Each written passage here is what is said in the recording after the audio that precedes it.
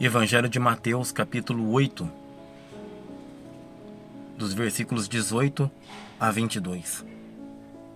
E Jesus, vendo em torno de si uma grande multidão, ordenou que passassem para outro lado. E, aproximando-se dele um escriba, disse-lhe: Mestre, onde quer que fores, eu te seguirei.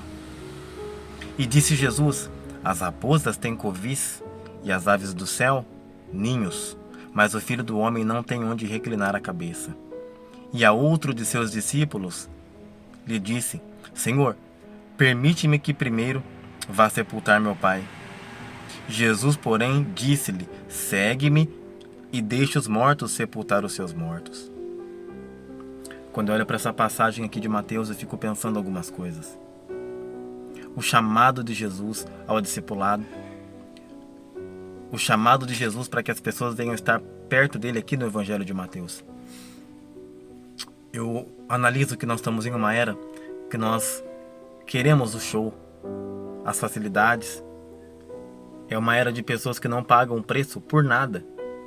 É uma era de pessoas que são muito superficiais. Eu me lembro que quando eu estava estudando, fazendo ali o meu mestrado, tinha um colega de classe que ele estudava um termo que na época eu achava bem curioso, a tal da obsolescência. Ou seja, um negócio que é feito para quebrar. O negócio que é construído tendo já quase que seu prazo de validade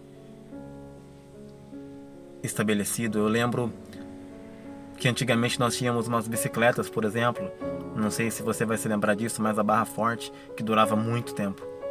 E hoje em dia parece que nossas bicicletas elas são meio que descartáveis, e assim eu poderia expandir para muitas outras coisas. Então nós adaptamos também esse modelo para a nossa fé, e parece que a nossa fé muitas vezes ela é templária.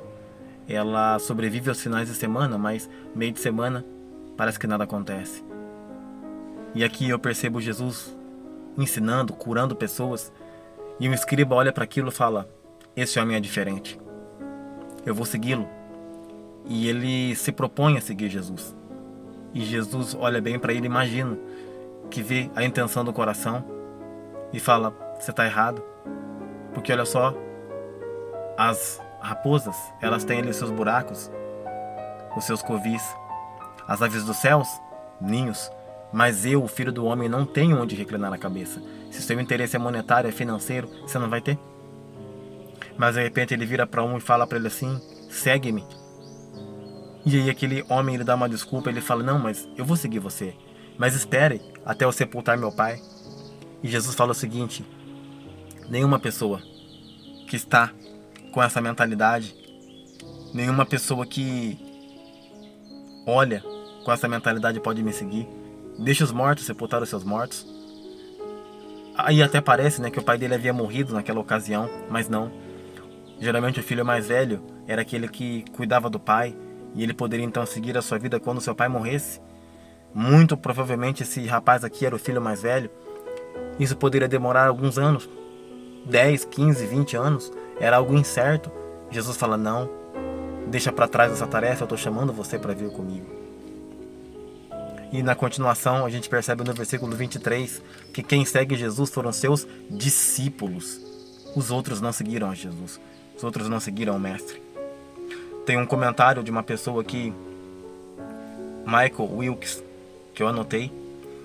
Ele fala: discipulado em Mateus é relacional e custoso.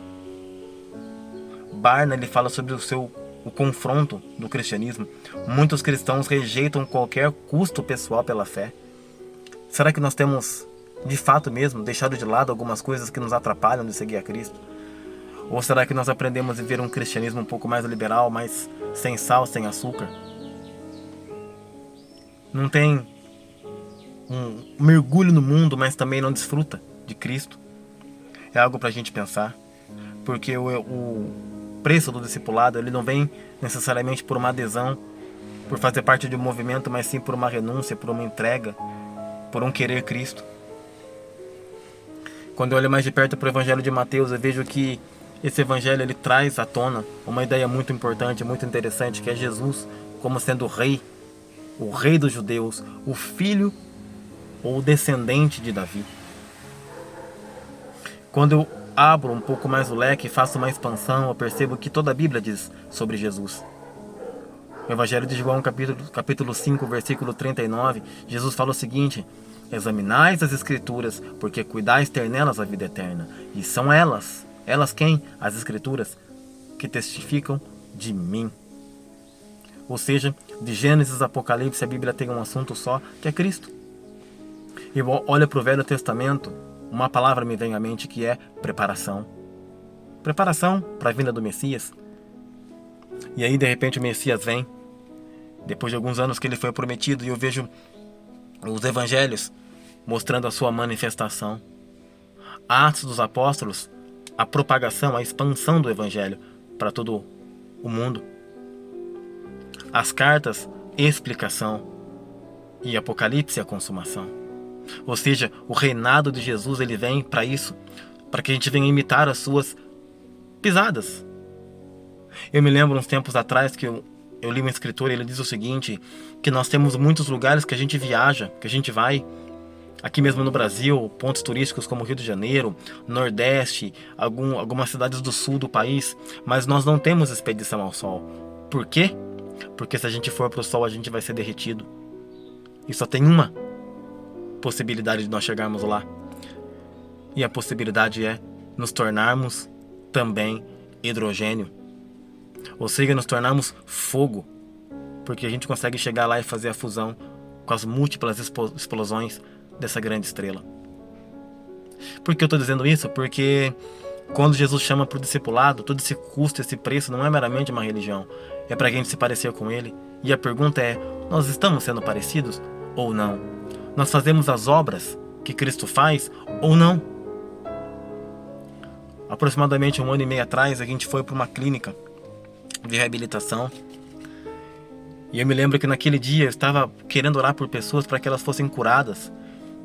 Uma cidade diferente da minha. E quando nós nos posicionamos ali, estava muito, mas muito frio. Muito frio mesmo. E assim que eu me posicionei ali para fazer a primeira parte, que a gente foi abrir a reunião, eu lembro que veio um senhor, ele passou bem na minha frente, assim, de cadeira de rodas. E ele foi sentar na minha esquerda. E quando ele passou ali, confesso que eu fiquei até um pouco temeroso. Eu falei, e se eu orar e nada acontecer? Como vai ser isso?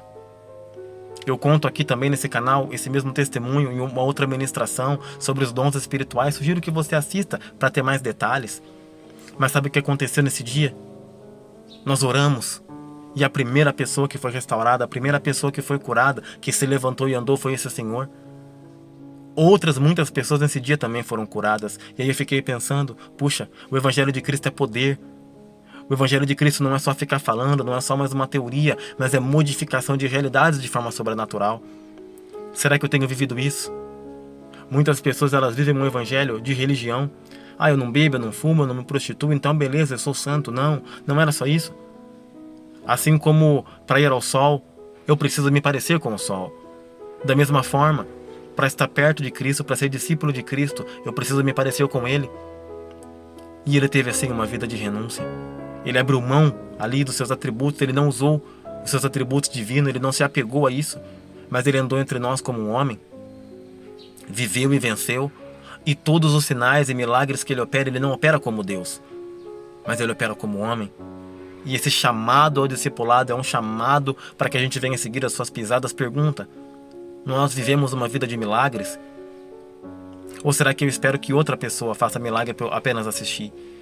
Fico numa expectativa, não, vou lá pro culto, esperando meu pastor orar, meu pastor profetizar, meu pastor fazer A, B, C ou D, e eu nada. E fico sentado, não. Que a gente venha assim, viver aquilo que Jesus diz.